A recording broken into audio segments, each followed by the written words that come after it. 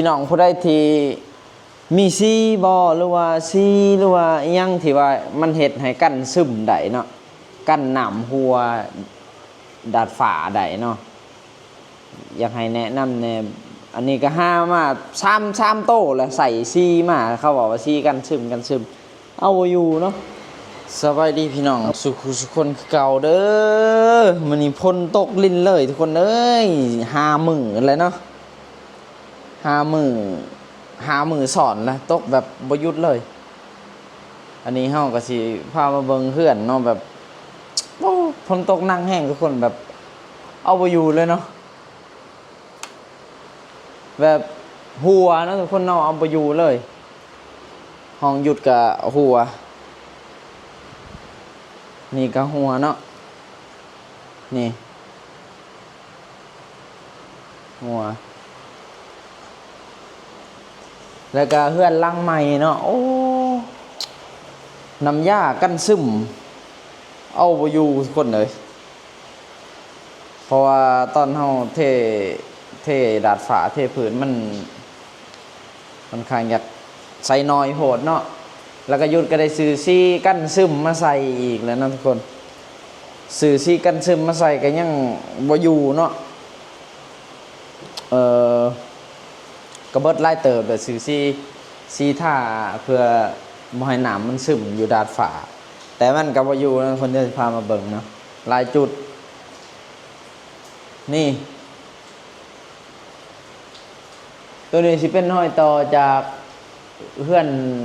เก่าแล้วก็ใส่เพื่อนใหม่เนาะนี่บ่อยู่นี่หัวน้ำนี่แล้วก็ห้องต้นไม้นี่ก็หัวเนาะแต่แถวนี้ก็หัวนะทุกคนนี่แต่ว่าสตูหยุดบ่อหัวเพราะว่าหยุดท่ากันซึมอยู่เทิงท่าแบบลืมลายนะเบิ่งอยู่บ่แต่บ่เห็นห้อยหัวเนาะอยู่สตูอัดเพลงบ่เห็นห้อยหัวอยู่สตูอัดเพลงเฮาถือว่ากันซึมเฮาท่าแบบลืมอยู่เทิงเนาะมันสิหัวอยู่นี้มันหัวอยู่มองนี้นี่เด้แล้วก็ห้องตัวนี้เนาะจนได้เอาไฟออกเลยมันหัวแห้งลายอยู่นี่มาเบิ่งห้องตัวนี้หัวอยู่บ่ห้องตัวนี้บ่หัวเนาะห้องตัวนี้บ่หัวโอ้ยบ่อยู่เนาะถือว่าหัวลายแห้งนะอยู่ในนี่ก็ในทางขึ้นนี่ก็หัวเนาะนี่หน่อยหนึ่ง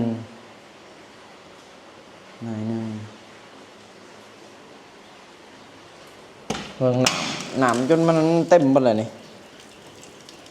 บ่หลอดแล้วนี่คนเดี๋ยวเฮาสิขึ้นเทิงปิดไฟก่อนยันมีไฟหัวเดี๋ยวเอาขันเอาลงก่อนมาไว้ได้นี่สิขึ้นไปเบิ่งอยู่เทิงเนาะโอ้ยมันหลอดไปทุกคนเอ้ยเนี่ย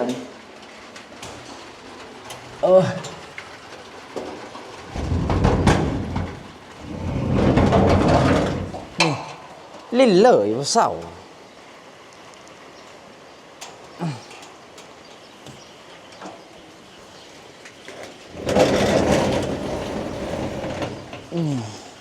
นี่เนาะจุกหนังมันสิหัวอยู่ในนี้แคมสังกะสีนี่เนาะแต่ว่ามองสตูหยุดนี่บริเวณนี้เป็นมองสตูหยุดเนาะมันก็บ่ค่อยได้โอ้ยน้ำถึกมันสิหัวลี่ก็คือมองนี้เนาะนี่ ห้องนี้นี่สตูหยุดบ่ค่อยหัวเนาะคอยหยุดลืมใส่ลายทุกคนน้ำจะมันเต็มหมดแล้วผู้กลางไห้กลางหน้าบ่อยู่แล้วเฮ้ย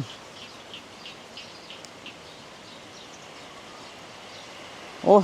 บ่ไหวเลยทุกคนเด้ยเดี๋ยวสิลงล่างก่อนนั่นแหละทุกคนเลยเป็นชีวาเนาะหรือว่าได้ปะบ่ถึกบ่เป็นชีวาเวลาตกแห้งๆนี่ก็ซึม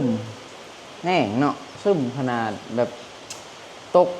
ชั่วโมงฝนลิ่นจาก2 อาทิตย์ซะ3 อาทิตย์นี่โอ้บ่หลอดเลยทุกคนเลยนี่แถวนี้นี่มันหัวคักเลยแล้วนั่นปกติเห็ดในคนอื่นเห็ดในคนอื่นบ่หัวเลยเนาะสร้างก็มีแต่อายเองเนาะเห็ดอายเองก็หรือว่าเป็นของน้องเองเลยเห็ดบ่ดีบ่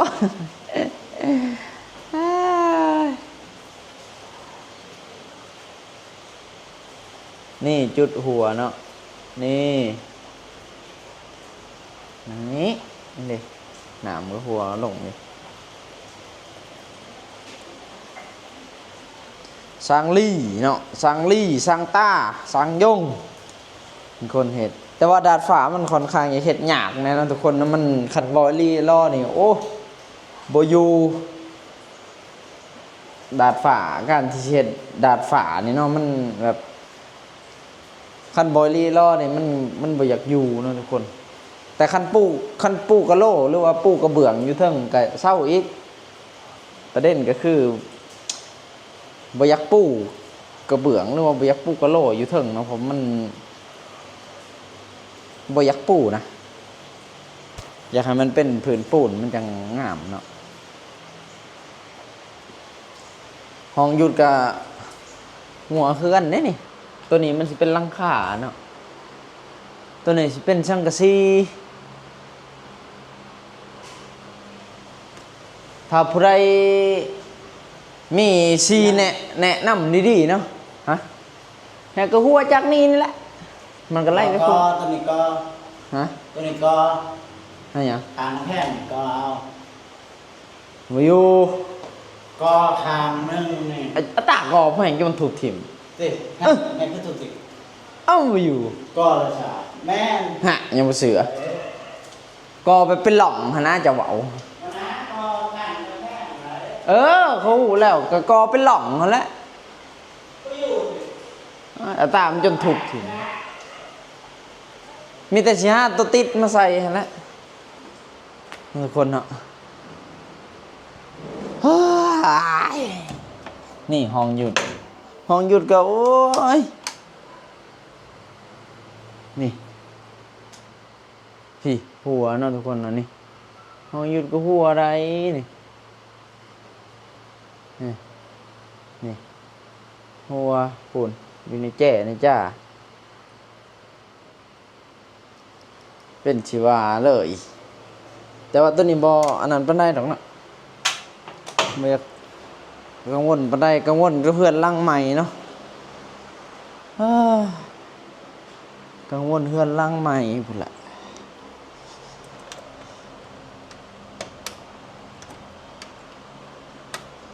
กังวลเพื่อนร่างใหม่ลายกลัวเนาะตั้งหนอกอะห่วงคือกันทุกคนเลยจักเฉียนนั่นนะ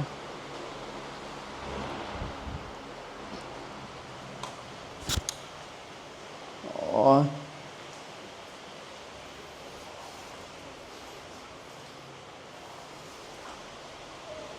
ไม่ไหวเฮ้ปิดเต้โอ้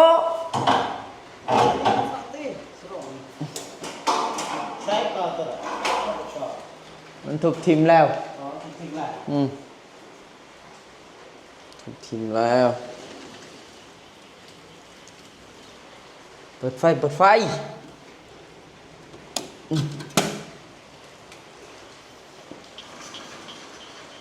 คันมันไล่ลวงๆมันบ่เป็นหยังมันไล่บ่สะดวกหนามฮะเป็นน้ำมันไล่บ่สะดวกโอ้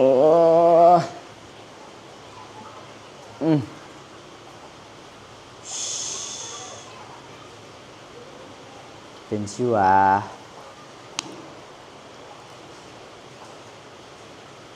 พี่น้องคนใดที่มีซีบ่หรือว่าแนะนำเนาะเกี่ยวกับการเฮ็ดให้ดาดฟ้าบ่ซึมเนาะเพราะว่าวิธีแก้ก็มีอยู่หรอกแต่ว่ามันก็สิเอาแบบงบถึกๆวิธีแก้หันหยุดกระหูคือกันแต่ว่ามันราคามันก็สิแพงแน่เนาะคือคันปูกะโลอยู่เทิงปูกระเบื้องก็มันก็จบแต่ความหมายมันโอ้โหสิไปปูเต็มเทิงอันนั้นมันก็เบิดลายแหละก็มีแต่อยากพี่น้องผู้ใดที่มีซีบ่หรือว่าซีหรือว่าอิหยังที่ว่ามันเฮ็ดให้กันซึมได้เนาะกันน้ำหัวดาดฟ้าได้เนาะอยากให้แนะนำแน่อันนี้ก็ห้ามา3โต้แล้วใส่ซีมาเขาบอกว่าซีกันซึมเอาบ่อยู่เนาะเอาบ่อยู่ซีให้ซีแล้วอันนี้ก็ซีกันซึมหมู่เอาตัวเขาเอามาถานตอนนั้นถ้าตอนแรกก็อยู่ได้เวลาวันนี้มันถึกแดดวันนี้มันตกมาหนาวฝนปีนี้ก็มันซีมันอาจสิเสื่อมสภาพเนาะตอนนี้ยังบ่ทันได้เอามาลองก็คือซีอันอีพ็อกซี่ตอนนี้บ่ฮู้ว่ามันสิดีแท้บ่เพราะว่าย่านเวลาท่าแล้วได้ปีเดียวสินะยันเวลาท่าแล้วมันได้ปีเดียวบ่ได้เฮิงสินะเพราะว่าทางหนึงมันก็แพงเนาะ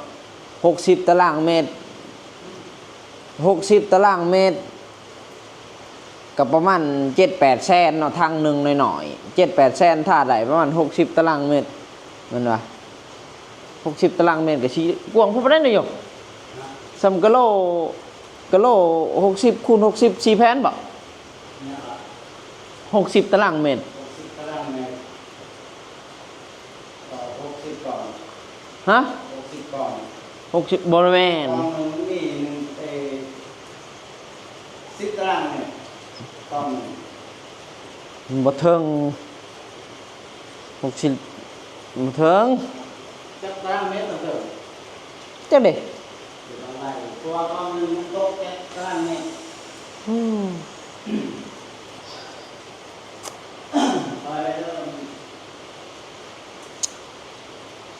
ก็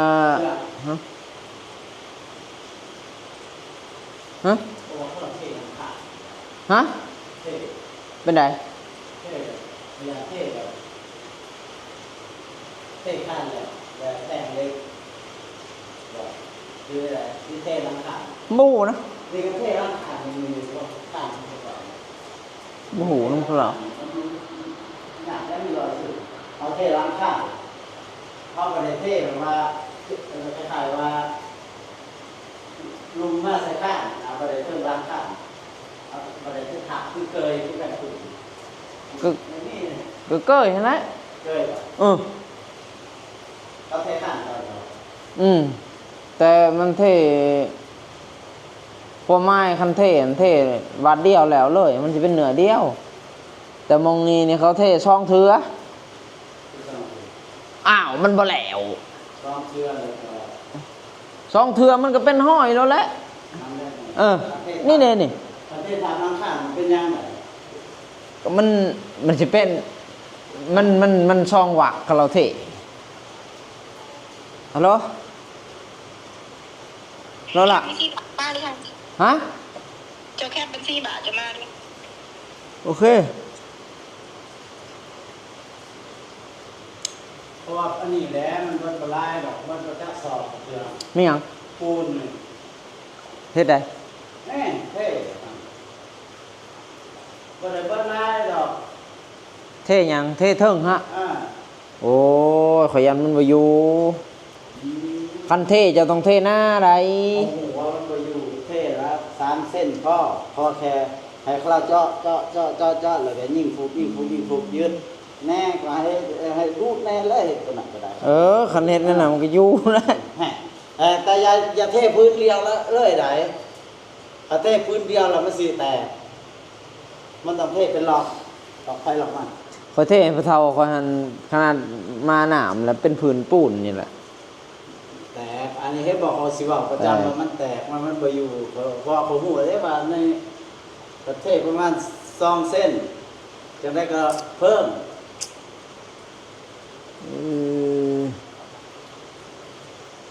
ไม่ไหวเอาเด้อทุกคนเอ้ยผู้ใดมี